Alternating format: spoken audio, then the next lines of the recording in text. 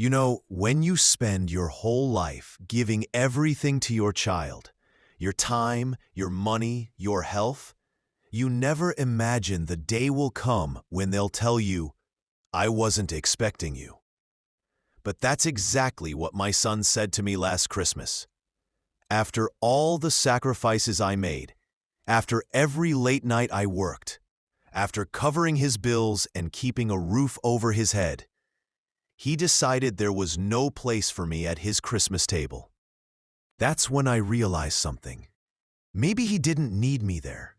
And maybe, just maybe, he didn't need my money either. So I decided to teach him a lesson. Not out of anger, but out of love. The sweetest revenge a father could ever give. My name is Edward Miller. I'm 71 years old, a retired steelworker, and the proud father of one son, David. I lost my wife when David was just 10 years old. From that moment on, it was just the two of us against the world. I became both mother and father, caregiver and provider. I remember packing his lunches at dawn, then heading off to the mill for 12-hour shifts. I remember patching his shoes when they wore out, so he wouldn't feel different at school. I remember skipping meals, telling him I wasn't hungry, just so he could eat a little more. Every sacrifice I made was for one purpose: to give my son a better future. And I thought I had succeeded.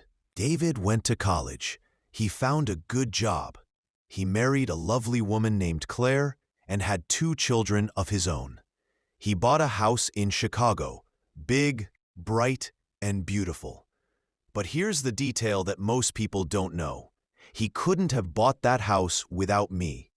His credit wasn't strong enough, so I co-signed the mortgage. My name is still right there on the deed. For years, whenever money got tight, I helped. Sometimes quietly slipping him cash, sometimes paying the mortgage directly. I never wanted thanks.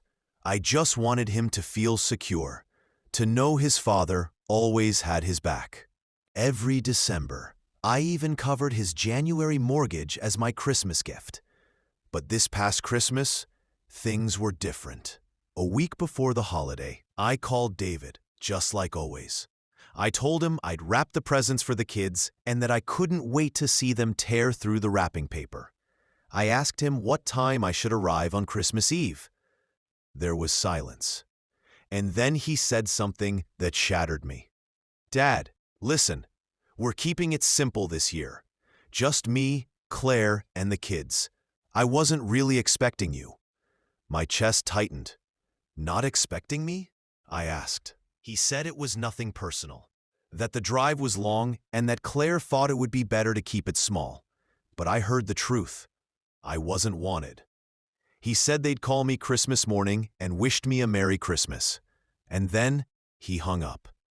I sat there in my little living room, staring at the twinkling lights of the tree I decorated all by myself. My heart felt heavier than ever. I thought of the bike rides I missed because I was working overtime, the meals I skipped so he could eat better, the dreams I gave up so he could chase his.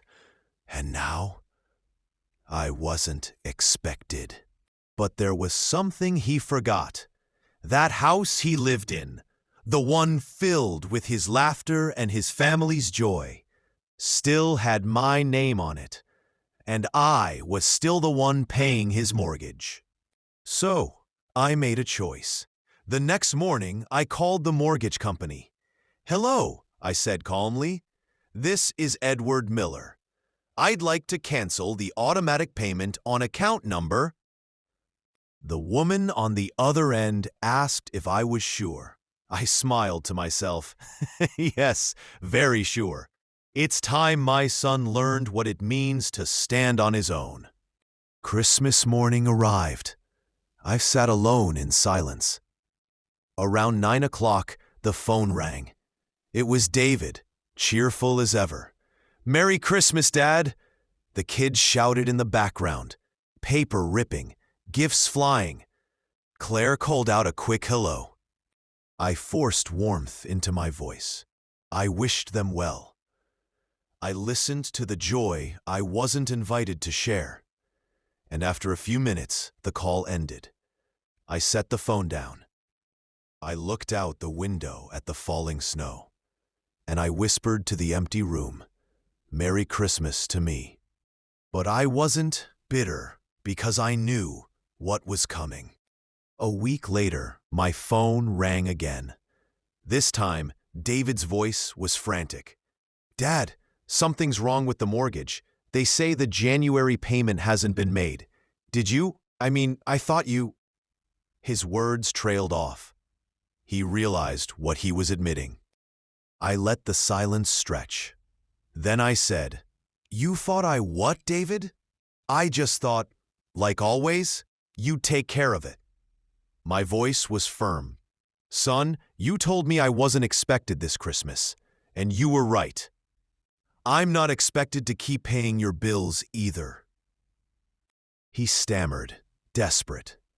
"Dad, please, I didn't mean it like that." But I cut him off. "No, you did mean it, and that's okay.